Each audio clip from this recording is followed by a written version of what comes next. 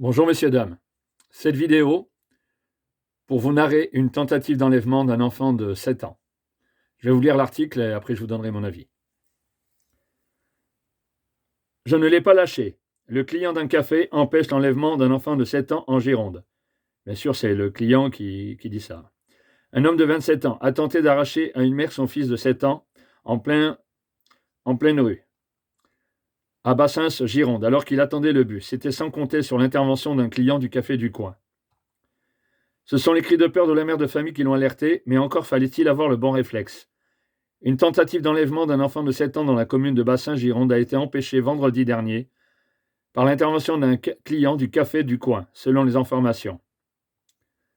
Salah Idaoui, 36 ans, était assis au tabac du rond-point, juste à côté de l'arrêt de bus, où la mère de famille attendait avec ses 2 enfants. Dans le milieu d'après-midi, un individu s'est rapproché du groupe avant de prendre l'aîné dans ses bras et de fuir à grandes enjambées. On a dû courir 500 mètres, dit-il. Je me suis soulevé de ma chaise et j'ai couru, raconte le héros du jour. Au micro de France 3, qui avait l'individu dans le viseur depuis presque une heure. Il était étrange. Je ne l'avais jamais vu dans le secteur, alors je me suis demandé ce qu'il faisait. Il était louche, se souvient-il. Lancé à sa part 8, Salah Idaoui voit d'abord le ravisseur relâcher l'enfant, mais décide de poursuivre sa course pour arrêter définitivement l'individu. Je ne l'ai pas lâché. On a dû courir 500 mètres avant que je ne l'attrape. J'ai eu un peu peur. Ramené dans le café, l'homme va ensuite être interpellé par la police, contacté rapidement par la mère de famille.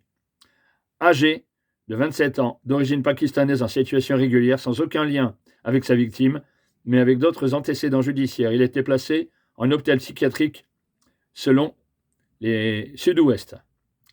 L'enfant a évidemment été rendu à sa mère. L'histoire se finit encore mieux, puisque Salah Idaoui, actuellement sans emploi, s'est vu proposer de déposer un CV et une lettre de motivation pour trouver un emploi dans une mairie dans la métropole bordelaise. Une affaire qui finit bien, grâce à l'héroïsme d'une personne qui se trouvait aux abords. Je vais vous donner la définition du héros. Pour moi, ce n'est pas celui qui subit, c'est celui qui fait le choix, puisque j'ai été confronté à pas mal de situations dangereuses et difficiles dans mes métiers de sécurité privée et de fonctionnaire de police. Le héros, c'est celui donc qui choisit de se sacrifier ou de donner sa vie pour les uns ou les autres, pour sauver l'intégrité physique de chacun. Voilà ma définition de l'héroïsme. Non pas celui qui subit, qui est passé à la mauvaise porte, à la mauvaise heure, au mauvais endroit. Je vous ai donné une belle définition, parce que je l'ai vécu. C'est grâce à mon vécu difficile, de dangerosité par mes métiers, que j'ai aimé malgré tout. Le danger, je vais vous dire, c'est un moyen existentiel. Donc cette personne aussi, elle s'est certainement dit, je suis là, j'existe. Donc je vais aider, je vais secourir. Un héros, on peut le dire. Car l'autre individu, selon l'article qu'il a interpellé, il aurait pu être armé.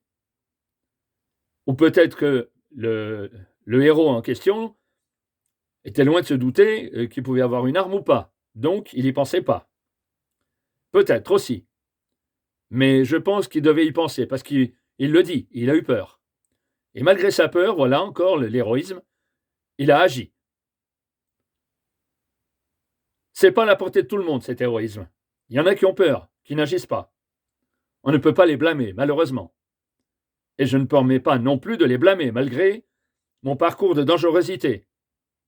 D'héroïsme, j'en sais rien. Ce n'est pas à moi de me juger sur l'héroïsme. J'ai été félicité par des gens, par ma hiérarchie, par le ministère, voire quelquefois. J'ai sauvé des vies, oui. Mais c'est pas à moi de dire si je suis un héros. Maintenant, je reviens à cette affaire. Imaginez un homme qui se trouvait là, un individu qui avait certainement repéré l'enfant, peut-être depuis plusieurs jours, voire plusieurs mois, voire plusieurs semaines, qui avait peut-être prémédité, l'histoire ne le dit pas pour le moment, prémédité son coup. Est-ce un déséquilibré? Est-ce qu'un prédateur sexuel? S'en prendre à des enfants, même si c'est un garçon? Ou alors, une traite des enfants? Pourquoi pas? Qui est encore plus grave. Là, il est en hôpital psychiatrique. Après l'enquête, le procureur décidera s'il est réellement fou ou s'il jouissait de ses facultés mentales pour commettre l'acte. Traite des humains, très grave. Prédateur sexuel, très grave. Criminel, c'est un crime. Les deux sont des crimes. Donc, la question est posée, elle reste posée. Je reviens donc à cette mère de famille, la peur qu'elle a dû avoir, la terreur qu'elle a dû avoir de toute son âme par rapport à l'enlèvement dans l'immédiat de son fils. Cet homme qui s'est précipité, qui a enlevé son enfant. Imaginez, une mère de famille, imaginez la peur qu'elle a dû avoir au fond d'elle-même. Je pense que le traumatisme va rester, bien sûr, aussi bien pour l'enfant, malheureusement, par rapport à son jeune âge, aussi bien pour la mère. Et je dis encore bravo pour l'homme qui est intervenu. Fort heureusement, donc l'auteur a été interpellé. Donc l'avenir dira quelle était sa motivation. Faites attention aux enfants. Prenez-les par la main quand vous êtes près d'une route, près d'un chemin, emprunté par des véhicules. Gardez-les sous haute surveillance. Ce sont des êtres fragiles, naïfs. Ils sont loin de connaître le mal sur notre planète, dans notre société. Ils sont très très loin. Ils croient au Père Noël, ils croient à plein de choses merveilleuses.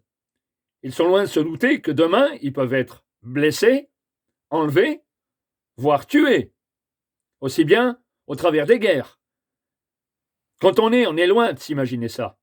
Quand on est dans l'adolescence, dans l'enfance, on est loin de s'imaginer la cruauté, la barbarie de certains hommes. Très, très loin. Donc, pensez à les surveiller étroitement. Ne les lâchez pas d'une seconde quand vous êtes avec vos enfants. Faites attention dans votre environnement.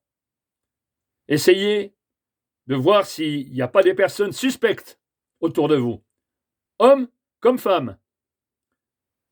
Pourquoi pas aussi des adolescents ou des personnes âgées, car j'ai vu une fois sur des prédateurs sexuels, des gens mal intentionnés, bien sûr des criminels, envoyer une jeune fille, belle et bien sous tout rapport, qui faisait des points de repère. Heureusement, je l'avais détecté. Et j'étais même pas sur mon lieu de travail, j'étais en vacances. Imaginez. Je lui ai demandé ce qu'elle faisait là, et ses propos étaient incohérents. Je suis en vacances. Elle commençait à me parler en anglais. Je parle anglais, fort heureusement. Et j'ai découvert qu'elle me mentait. Elle faisait des points de repère avec des photos, elle prenait des photos. Il y avait des groupes d'enfants, curieusement. J'ai tout de suite compris. On est sur une affaire un peu similaire certainement. Peut-être enlèvement d'enfants, seul ou en masse. La traite, ça existe. L'esclavage des enfants existe encore à notre époque, sous toutes ses formes. Donc là, l'histoire n'est pas claire, et la justice, le procureur de la République, déterminera donc les faits, en réalité, de ce que voulait donc faire l'individu. Donc je vous le redis, surveillez bien, avec étroitesse, vos enfants. Faites très attention, des fois même des proches, prédateurs sexuels, je l'ai vu. Quand j'étais en police, je l'ai vu, malheureusement, sur des très jeunes enfants, voire, je sais, je vais vous surprendre, c'est l'horreur, sur des bébés. Une fois, une enfant, une fillette de 9 mois. Comment est-ce possible, cette cruauté chez l'homme? On ne voit pas ça chez les animaux. Pourquoi l'homme, son vice, son désir de faire du mal, son désir d'assouvir justement ses propres désirs au mépris du respect de la vie humaine. Malheureusement, j'ai vu ça dans mes métiers. Je n'en suis toujours pas remis d'ailleurs. Je ne fais pas des cauchemars, mais je vis avec ces expériences malsaines. Je vis avec ces chocs que j'ai reçus de la part de certains de mes semblables, des criminels. Soyez prudents avec vos enfants. Soyez vigilants dans votre environnement, même familial, et dans l'environnement même là où vous vous trouvez. Je vous remercie de m'avoir écouté. En attendant, cette histoire, c'est bien fini. Ça aurait pu être pire. On peut tous imaginer. Merci, messieurs, dames, d'avoir écouté donc ces paroles. Ça m'afflige, même si ça s'est bien terminé d'ailleurs. Je vous remercie d'aller sur mes vidéos, donc sur ma chaîne YouTube cqconseil.com, et n'hésitez pas à faire des commentaires pour m'aider justement à vous donner le maximum d'informations et vous le donner dans la meilleure clarté et en qualité. Merci.